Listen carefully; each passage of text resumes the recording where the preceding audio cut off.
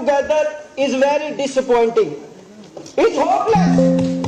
Is a visionless statement of disconnected facts. It's a visionless statement of disconnected facts. जिनका कानूनी सत्ता से कोई मेल नहीं खाता।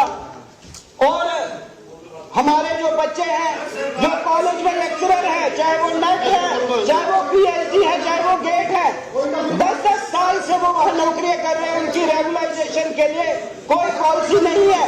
और more painful and disappointing is the fact, more painful and disappointing is the fact कि budget has no mention how to rehabilitate our Kashmiri Pandits back in the valley, how to bring slow please sir बैठो don't bother me जिनको कश्मीर उनके घरों से हटाया गया back into valley.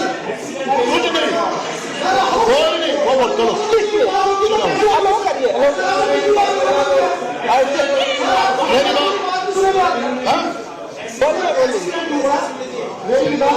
Disappointing and painful is the fact that this budget do not find any mention that how they are going to rehabilitate Kashmiri Pandits, which are those who have migrated to other parts of India. उसके बारे में कोई rehabilitation policy, उनको कैसे घर वापसी की जाए, इस बजट में बिल्कुल मेंशन उन्होंने किया नहीं। और जब हम फैक्ट्स और फिगर्स की बात करें और when we try to analyze budget in more depth, we find कि टोटल जो बजट है वो लगभग 1,13,767 करोड़ का है। और out of that only 29% is capital expenditure. मैं हाउस को बताऊं कि कैपिटल एक्सपेंडिचर वो एक्सपेंडिचर होता है जो लॉन्ग टर्म असेट जिसपे हम क्रिएट करते हैं, चाहे वो रोड्स, ब्रिजेस, टनल्स, वो हम बनाते हैं। मगर उसके लिए एक सिर्फ 29% बजटरी एलोकेशन है। और उसको अगर प्रैक्टिकली ऑन ग्राउंड देखा जाए, उसमें से भी 7,809 crore rupees is repayment of debt. तो जो इफेक्टिव हमारे पास कैपिटल एक्सपेंडिचर बचता है दैट इज 25,318 करोड़। मतलब 20%, जो 29 की फिगर बजट में आ रही है वो 20% से भी कम है। और लास्ट ईयर जो बजट एस्टिमेट थे कैपिटल एक्सपेंडिचर के, उससे भी इस बार 2,000 करोड़ कम कैपिटल एक्सपेंडिचर इस बजट में मेंशन किया है। तो जो उमर अब्दुल्ला साहब ने बात कही कि हम डेवलप्ड इकोनॉमी बनाएंगे, अच्छा इंफ्रास्ट्रक्चर बनाएंगे, when you are spending so less, how you think that you are going to make Jammu Kashmir a विकसित जम्मू एंड कश्मीर।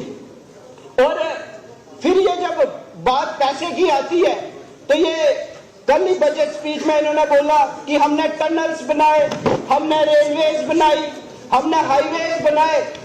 तो मैं हाउस के ध्यान में ये लाना चाहूं कि जितने भी कैपिटल एसेट्स जम्मू कश्मीर में बन रहे हैं, it's a vision of Modi government. We want to make India a viksit country by 2047 and उस रेस में how we can convert Jammu Kashmir into a viksit Jammu and Kashmir, वो प्रयास सेंट्रल गवर्नमेंट का रहता है। तो उसकी वजह से चाहे वो हाईवेज हो, टनल्स हो या कैपिटल एसेट्स हो, यहाँ पे बनते हैं।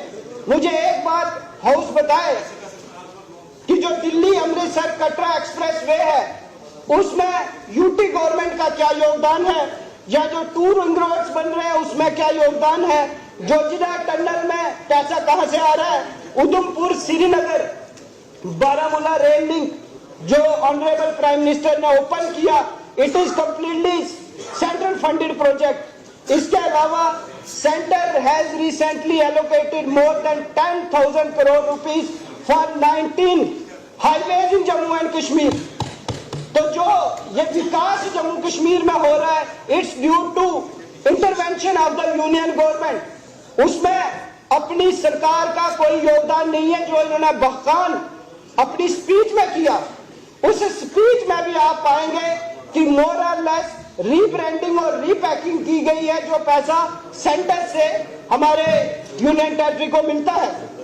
इसके अलावा एक और चीज बड़ी देखने को कल मिली कि PMGSY रोड, यहां से कुछ साथी बोल रहे थे कि हमने सैंक्शन करवाए, मगर मैं इनके ध्यान में लाऊं कि PMGSY is a mandate of the centre, उसमें स्टेट्स का कोई योगदान नहीं है और उसके तहत जो अलॉटमेंट फर्स्ट है लगभग 4200 मोदी सरकार को और सेंट्रल गवर्नमेंट को, और जो नेक्स्ट अलॉटमेंट है लगभग 13,200 करोड़ की, उसका भी जो सैंक्शन आएगी वो सेंटर से आएगी। उसमें आप PMGSY रोड्स के ना क्रेडिट अपनी गवर्नमेंट को मत दें, क्योंकि पैसा सेंटर से आ रहा है।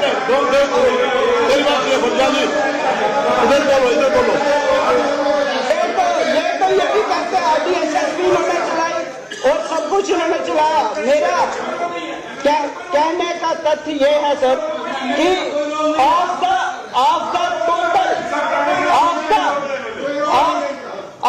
टोटल अमाउंट जो बजट एस्टिमेट है, जो टोटल बजट एस्टिमेट है, उसमें से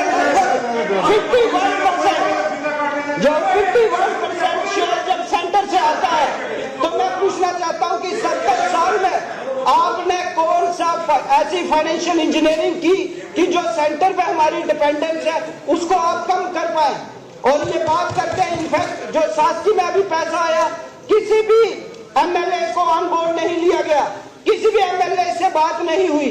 तो ये जो ओवरऑल विजन है, ओवरऑल विजन है कि जम्मू कश्मीर को विकसित बनाएंगे, जम्मू कश्मीर को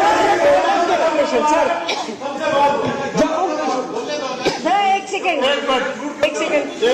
पॉइंट ऑफ इंफॉर्मेशन सर, अगर ऑनरेबल MLA साहब ये ऑन रिकॉर्ड बोल रहे हैं कि MLA का कोई भी रोल नहीं है न PMGSY में न किसी स्कीम में, तो ये फिर रिकॉर्ड में आ जाना चाहिए कि अगर MLA का कोई रोल नहीं है तो आज के बाद फिर क्या जरूरत है इनको कॉन्फिडेंस में लेने की, पूछने की।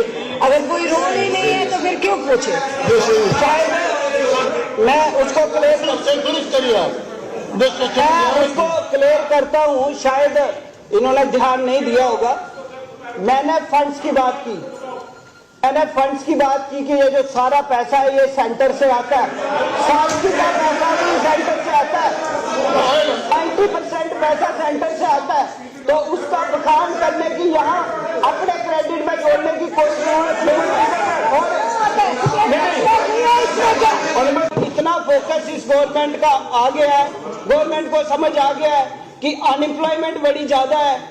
हम डेली वेजर्स को भी पक्का नहीं कर पाए तो अनएम्प्लॉयमेंट दूर करेंगे। जो हमारे ग्रेजुएट बच्चे हैं, कैसे वो गवर्नमेंट सेक्टर या प्राइवेट सेक्टर में अब्सॉर्ब कर पाएंगे, कैसे हमारी प्राइवेट इन्वेस्टमेंट यहाँ पे आएगी, कैसे हम इंडस्ट्री को बूस्ट करेंगे। मगर कहनी और कथनी में जमीन आसमान का फर्क है। जो इकोनॉमिक सेक्टर है सारा, पिछले साल के कंपैरिजन में जो एलोकेशन इस साल की गई वो 10% उससे भी कम की गई। तो मुझे ये बताएं, जब आप फोकस कर रहे हैं इकोनॉमी पे, तो आप पैसा कम करेंगे कि बढ़ाएंगे। जब बात करूं इंडस्ट्रीज एंड कॉमर्स की, तो पैसा पिछले साल के मुकाबले में कम किया गया, एग्रीकल्चर में कम किया गया, हॉर्टिकल्चर में कम किया गया, फिशरीज में कम किया गया। और जो हमारी एग्जिस्टिंग इंडस्ट्रीज है उनको रिवाइव करने के लिए, रिवाइटलाइज करने के लिए, क्योंकि सबसे ज्यादा एम्प्लॉयमेंट वो जनरेट कर रही है। देयर इज नो पैकेज, तब तो ये कोई बात नहीं करेंगे, उस दिशा में कोई बात ही नहीं होगी। क्योंकि जब एम्प्लॉयमेंट की बात आती है, जब बोला था 1 लाख नौकरियां देंगे, 10,000 नौकरियां तो दे नहीं पा रहे, उसमें ये चुप्पी साध लेते हैं।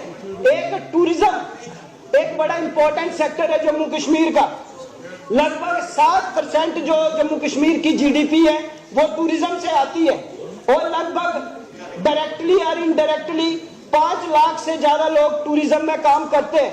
मगर जब हम उसमें भी एलोकेशन देखते हैं, वो 0.5% से ज्यादा एलोकेशन नहीं टूरिज्म सेक्टर में है।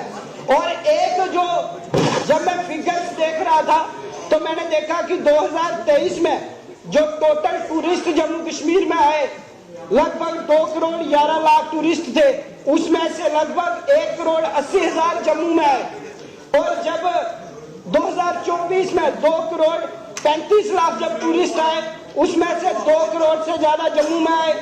जब 2025 में इवन आफ्टर बाइसरन पहलगाम जो टोटल टूरिस्ट आए वो 1,77,00,000 आए, मगर उसमें से भी जो सबसे ज्यादा टूरिस्ट थे वो जम्मू में आए।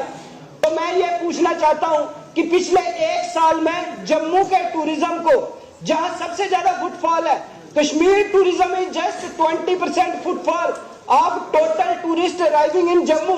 तो जम्मू की टूरिस्ट डेस्टिनेशंस को रिवाइव करने के लिए इन्होंने क्या किया? और जम्मू की जितनी भी टूरिस्ट डेस्टिनेशन है, चाहे वो सियोधार हो, आरसीपी को, मानतलाई हो, पंचैरी हो, कनेक्टिविटी इशू आज भी एक सबसे बड़ा इशू है।